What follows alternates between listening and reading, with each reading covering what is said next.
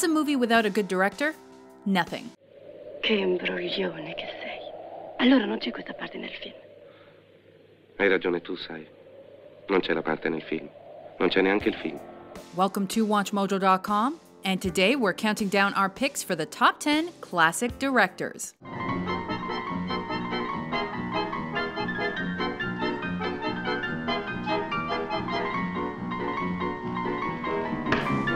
For this list, we focused on directors that came before the new Hollywood group of the late 60s and the first wave of film school directors, meaning these film pioneers must have directed at least one movie before 1970.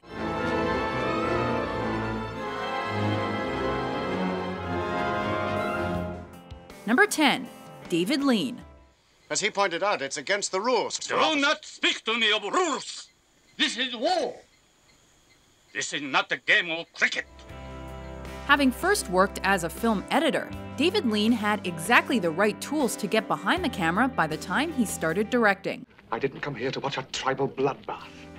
In fact, he went on to create some of the most beautiful and well-regarded on-screen images, most notably in Lawrence of Arabia and Dr. Zhivago.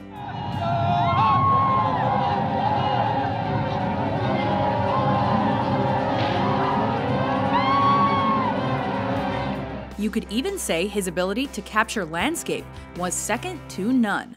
I realize how difficult it's going to be in this godforsaken place where you can't find what you need.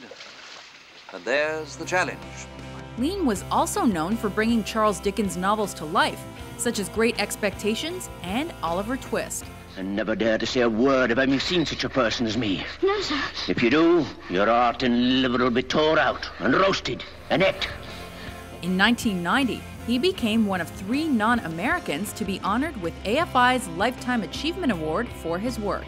Truly, for some men, nothing is written unless they write it. Number 9, Gecil B. DeMille. Ladies and gentlemen, young and old, this may seem an unusual procedure, speaking to you before the picture begins, but we have an unusual subject. Many know his name thanks to Gloria Swanson's famous line in Sunset Boulevard. All right, Mr. DeMille, I'm ready for my close-up. Which subsequently cemented his legend. Behold his mighty hand!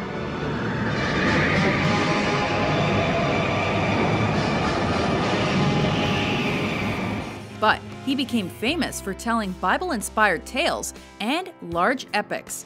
In fact, the filmmaker often found himself directing thousands of extras, and this soon became a talent at which he excelled.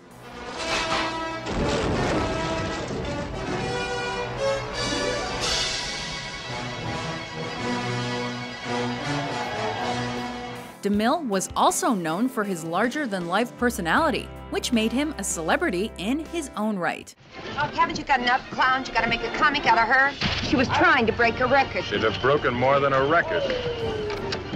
He started the careers of many, and was one of the first directors to champion Technicolor. Get up, them bounce right back! Act just like a rubber ball! Number 8, Elia Kazan. Can I help you, ma'am? Well, they told me to take a streetcar named Desire. Elia Kazan was prominent in both Broadway and Hollywood, a feat few others have accomplished. After pushing the techniques of method acting at the Actors Studio, Kazan helped actors like Marlon Brando and James Dean break into the industry by giving the then unknowns lead roles in his 50s films.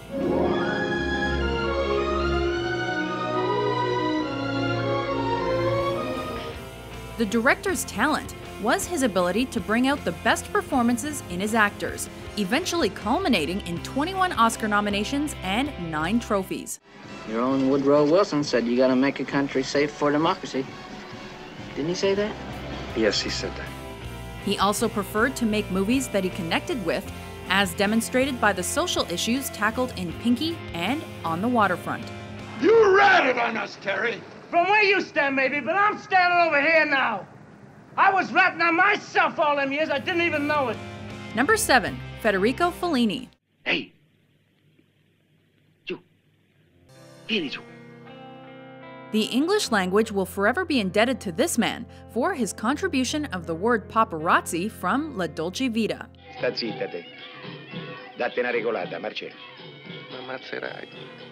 Of course, that wasn't the only great thing about the 1960 comedy drama. It was also a deep and sophisticated take on the decline of society. Tutta questa gente, queste grida, mi fanno impressione. As a director, Federico Fellini understood movies as moving pictures and used the medium to bring many neo-realist and Baroque images to his films.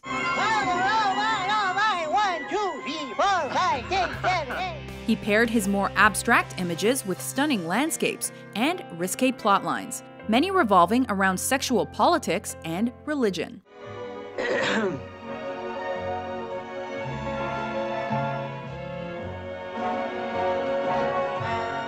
So it's not surprising that Fellini holds the record for the most Oscar wins in the Best Foreign Language Film category.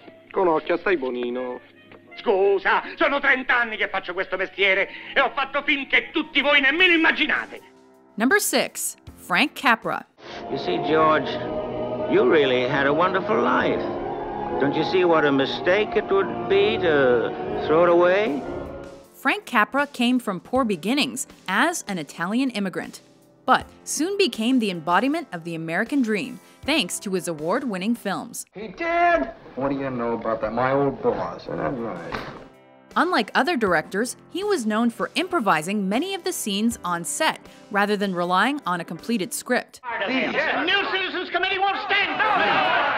In the mid-30s, he solidified his place in the record books as the first director to have his film sweep the 5 big categories at the Oscars with It Happened One Night. I'm busting with news. Capra is also remembered annually during Christmas time thanks to It's a Wonderful Life and its status as a preeminent and perennial holiday classic. Look, Daddy, teacher says every time a bell rings, an angel gets his wings. That's right. That's right. Number 5. John Huston. Sam, did you kill him? Who put that bright idea in your head? As the most well-known member of the Huston family dynasty, John Huston had a prolific career that spanned almost 50 years. We made it! Hip, hip, hooray! He wrote almost every film he directed, with many of these screenplays now considered some of the best ever written. Rosie, I got a feeling that pretty soon we're gonna wish we was back shooting the rapids. Given that he often drew out each scene before filming and spent little time editing after, his style was most certainly unconventional. Give me a 20 so I don't have to look at your ugly face. Es un número excelente, señor.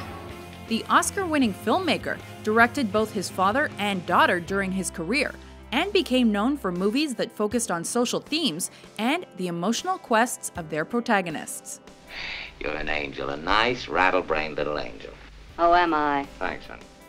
Number 4. Charlie Chaplin.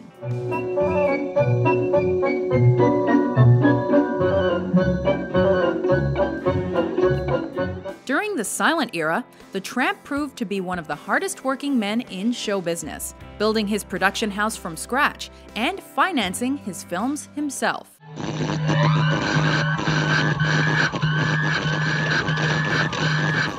Creating his own distribution company, United Artists, with fellow directors, Chaplin was also a visionary whose works have proven to be hallmarks of early cinema.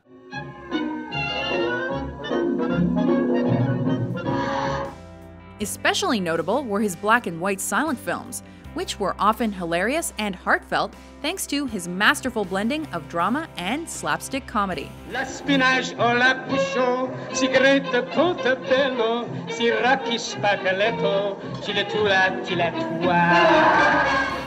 Chaplin later received an honorary Academy Award for all his achievements in motion pictures in the early 1970s. On bench 5, check on the nut tightness. Nuts coming through loose on bench 5. Attention, foreman.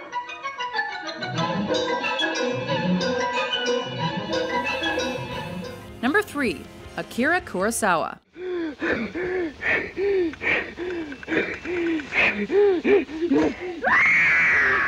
This Japanese filmmaker is considered one of the greatest directors of the 20th century. Every detail of his productions was thoughtfully considered, especially the script, which he believed to be the most important aspect.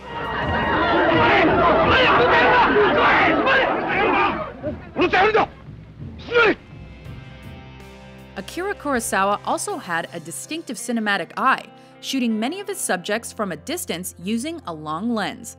And this created a more natural feel to his films while emphasizing the beauty of the natural landscape.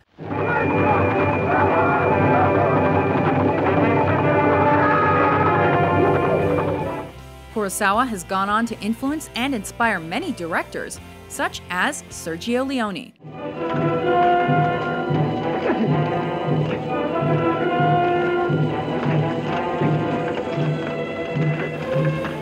Number 2. Orson Welles. He is today what he has always been, and always will be, a fascist.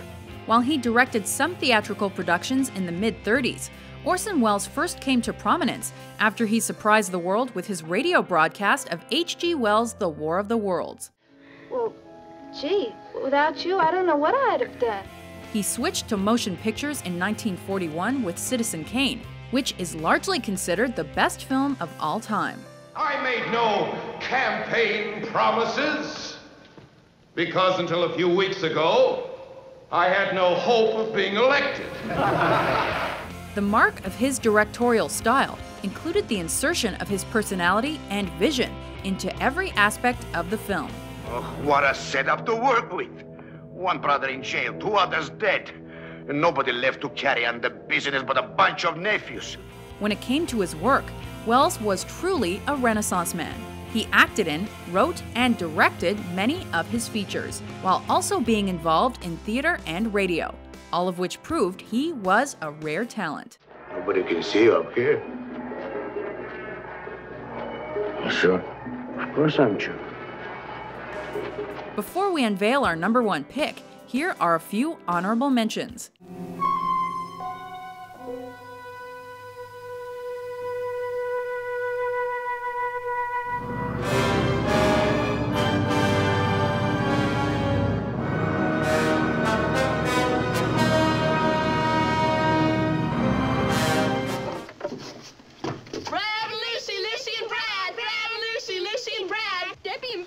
I'm gonna tell Ma on you.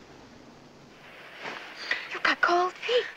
Isn't that ridiculous? Here, let me warm them up a little. There. Isn't that better? Yes, I'm a girl, I'm a girl, I'm a girl. What'd you say?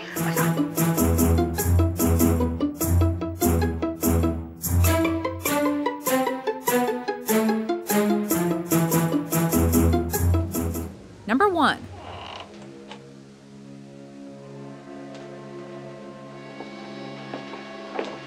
Mrs. Bates. Alfred Hitchcock. Even more than a director, Alfred Hitchcock was an auteur, meaning he took complete control over every aspect of his productions, which resulted in his signature style. I'm scared. I'm not mad, I'm not mad. I don't want to die. There's someone within me and she says I must die. He was aptly named the Master of Suspense, since many of his films played with both his characters and the viewer's sense of reality and perception.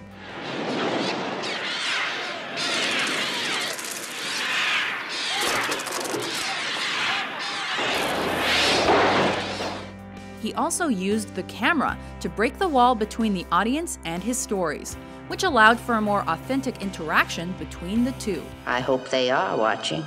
They'll see, and they'll know, and they'll say, why, she wouldn't even harm a fly.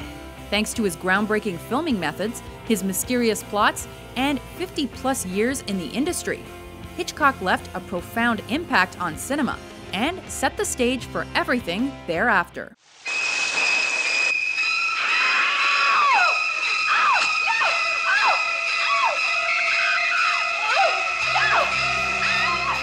Do you agree with our list? Who's your favorite classic director? Gentlemen, you can't fight in here. This is the war room. For more can't-miss top 10s published every day, Be sure to subscribe to WatchMojo.com. The coffee hot, Hugo? Okay, sir.